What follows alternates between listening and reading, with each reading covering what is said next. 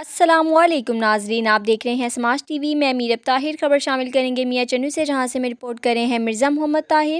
معروف عالم دین، عالمی شہرت یافتہ مولانا طارق جمیل کا بیٹا گولی لگنے سے جاں بحق۔ عاصم جمیل نے اپنے سینے پر گولی ماری۔ عاصم جمیل کو تشویشناک حالت میں تلمبہ رورل ہیلتھ سینٹر پہنچایا گیا۔ ہسپتال میں عاصم جمیل دم توڑ گئے۔ مولانا طارق جمیل کے بیٹے نفسیاتی مرض میں مبتلا تھے، عرصے سے نفسیاتی مرض کی ادویات کا استعمال کر رہے تھے۔ جم میں ورزش کے دوران مولانا طارق جمیل کے بیٹے نے گارڈ سے پستول چھین لیا۔ گارڈ سے پستول چھیننے کے بعد وہ گولی مار دی۔ ویڈیو کے مطابق مولانا طارق خودکشی کی ہے۔ مولانا طارق جمیل نے ٹویٹر پر اپنے بیٹے کی موت کی تصدیق کرتے ہوئے لکھا ہے کہ آج تلمبہ میں میرے بیٹے عاصم جمیل کا انتقال ہو گیا ہے۔